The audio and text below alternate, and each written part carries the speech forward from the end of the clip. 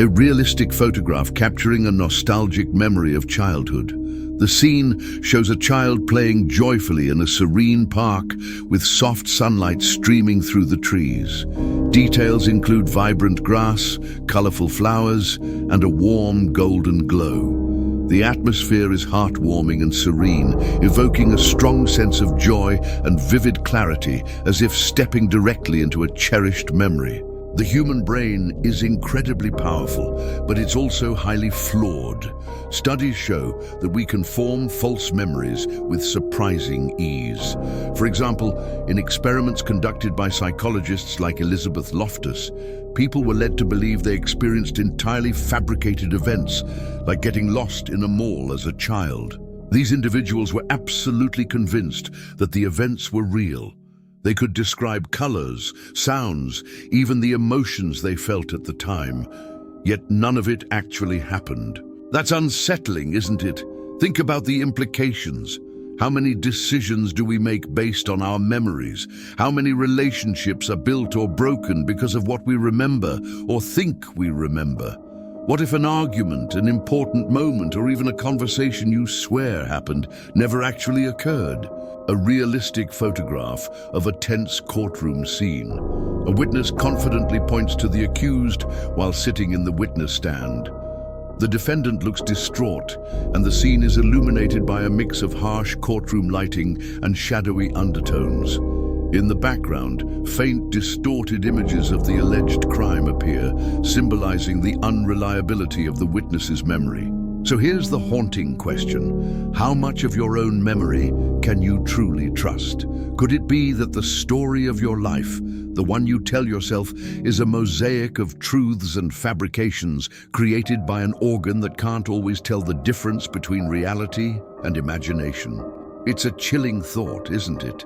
The memories that define us might be nothing more than illusions, a trick of the brain that, without meaning to, deceives us. Did you know that while you're sound asleep, your brain is more active than you think? It sounds contradictory, doesn't it? When we lie down, we expect our brain to rest along with our body, but the truth is, it keeps working, processing information, organizing memories, and sometimes doing things that are downright scary. For instance, have you ever heard of sleep paralysis? It's an experience that haunts many people. You're lying down, caught between sleep and wakefulness, and suddenly you realize you can't move. Your body is completely immobilized, but your mind is wide awake. To make matters worse, many people report feeling a dark presence in the room. A figure that seems to approach, sometimes pressing down on their chest, making it hard to breathe. It's like being trapped in a nightmare, except you're fully conscious. Science explains this as a glitch in the mechanism that shuts off your muscles during dreaming, a safety feature designed to keep you from acting out your dreams. But in this state, your brain can blur the lines between reality and the dream world. Those shadowy figures you see aren't real. At least, that's what they tell us. Still, the sensation is so vivid that cultures around the world have created legends to explain it. Some speak of evil spirits, others of alien encounters. No matter the explanation, the experience feels terrifyingly real to those who go through it. And the scariest part, even knowing it's just your brain doesn't guarantee you'll escape the feeling if it happens to you. And it doesn't stop there. While you're asleep, your brain is also processing all the emotions and memories of your day. But here's the unsettling detail. It's not just reviewing what happened, it's actively reorganizing the information, deciding what to keep and what to discard. That means while you're peacefully sleeping, your brain is deleting parts of your history. Fragments you thought were important might be gone forever. Have you ever considered that, while you're resting, your brain might be rewriting who you are without you having any say in it? It's like it's editing a story you didn't know was being altered. So, the next time you lay your head on your pillow, remember, the rest is yours, but the work is all on your brain, and what it's doing might not always be what you expect. Have you ever had a thought pop into your head out of nowhere? Something so strange or unsettling that it left you shocked at yourself? Maybe you're driving and suddenly imagine what would happen if you swerved into oncoming traffic. Or you're in a meeting and an utterly inappropriate idea flashes through your mind. These thoughts, seemingly random and out of place, are called intrusive thoughts. And the scariest part? They're completely normal. The brain is like a non-stop idea generator, constantly spinning scenarios, images, and possibilities. But sometimes, those possibilities don't make any sense or seem completely disconnected from who you believe you are. When this happens, it can feel as if your own brain is betraying you, throwing ideas into your mind that you would never consciously consider. So what causes this? Scientists believe intrusive thoughts are just a byproduct of the brain's natural processes.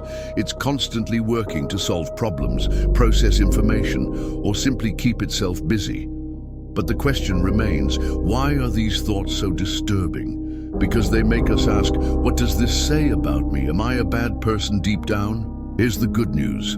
They don't mean anything about who you are. Most of these thoughts are meaningless. They're not a reflection of your desires, your intentions, or your character. In fact, they often arise because you wouldn't act on them. Your brain is exploring extreme possibilities as a way of ensuring you never actually do something like that. However, the problem arises when these thoughts become obsessive. In some cases, they can lead to conditions like obsessive compulsive disorder, OCD, where people become fixated on these thoughts, convinced they're dangerous or that they reveal something dark about themselves. It's a battle against your own mind, a draining internal struggle. So what do you do when your brain feels like the enemy?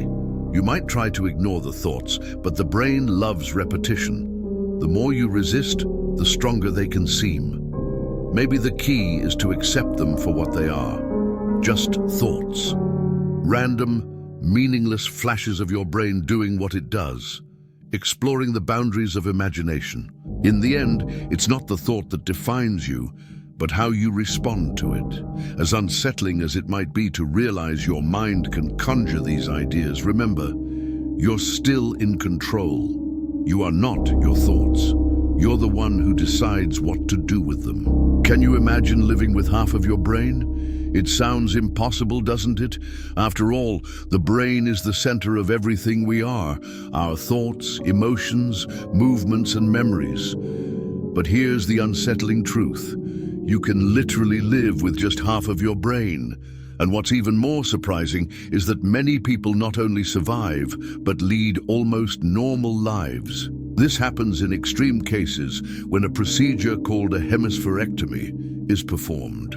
It's a radical surgery, usually done in children suffering from severe neurological conditions, such as uncontrollable epilepsy, that affects an entire hemisphere of the brain. In this procedure, doctors remove or disconnect one entire half of the brain to save the patient's life. It sounds like something out of a science fiction story, but it's very real. And here's the part that defies logic. Even with half of its structure gone, the brain can reconfigure itself. It reorganizes its functions, with the remaining hemisphere taking over tasks that were once divided between the two. In many cases, people can still talk, walk, and even perform complex tasks. It's something that science still doesn't fully understand. How can an organ so intricate adapt to such an extreme change? But this raises a deeply unsettling question. If we can live with half of our brain, what does that say about our identity? Where is the you in all of this? Could it be that our sense of self isn't as centralized as we thought? Or is the brain so incredibly adaptable that it can redistribute even the things that make us who we are? There's also a darker side to this. While the brain's ability to adapt is remarkable, it can't replace everything that's been lost. Certain skills or abilities may be severely impaired, depending on which hemisphere was removed. It's a reminder that for all its resilience, the brain has its limits. So when you think about it, it's almost as if the brain is hiding secrets from us, things about its own nature that we only uncover when something as extreme as a hemispherectomy happens. It can function with only half of itself, But it leaves us with a haunting question.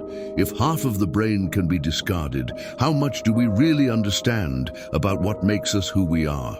Have you ever heard that your mind has the power to heal your body? It sounds incredible, doesn't it? But here's the terrifying flip side. That same power can turn against you. Your brain can literally harm you or even kill you if it believes something is wrong. This phenomenon is known as the Nobo Effect, the darker counterpart to the more famous placebo effect. Picture this. You visit a doctor who tells you that a medication you're about to take might cause serious side effects. Suddenly, you start experiencing those very symptoms: headaches, nausea, weakness. But here's the catch. The pill you took was a sugar pill, completely harmless. So what happened? Your brain believed something was wrong and reacted as if it were real, creating physical symptoms out of thin air. Now take this a step further. There are real-life cases of people dying simply because they believed they were doomed. One well-known story involves a man who was mistakenly diagnosed with terminal cancer. He believed so strongly that he was going to die that his health rapidly deteriorated, and he passed away within months. Later, doctors discovered the diagnosis had been wrong. He didn't have cancer. That's chilling, isn't it? The brain is so powerful that it can turn a belief into reality, and it's not just limited to imaginary illnesses. In moments of extreme stress or fear, the brain can trigger reactions so intense that they lead to heart attacks, organ failure, or even death. But why does this happen? Because the brain controls everything, from your breathing to the release of hormones. When it perceives a threat, it goes into overdrive, flooding your body with stress signals, even if the threat isn't real. And these responses can have devastating consequences.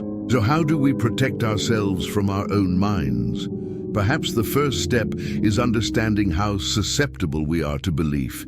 We need to be mindful of what we allow into our thoughts, because if the brain can kill us with a lie, imagine what it can do with the truth. As unsettling as it is to think about, there's something deeply revealing in all of this. The brain, with all its power, can be our greatest enemy, but it can also be our greatest ally. In the end, how we use that power is up to us. Here we are at the end of this fascinating and, in many ways, unsettling journey into the mysteries of the brain. We've explored memories that might not be real, moments when your mind traps you between wakefulness and sleep, intrusive thoughts that challenge who you believe you are. We've seen how the brain can function with only half of itself, and how it can betray you by turning belief into physical harm. What does all of this mean? It shows us that the brain is both our greatest ally and our most puzzling enigma. It gives us the ability to think, create, and feel love. Yet it also hides its own dark sides, sides that can deceive us, manipulate us, or even work against us. It's this combination of power and vulnerability that makes the brain so endlessly fascinating. So what do we do with all of this knowledge? Maybe the first step is to realize that not everything your mind tells you is true. Not every thought is meaningful, not every memory is accurate, and not every fear is justified. That might be a frightening realization, but it's also liberating.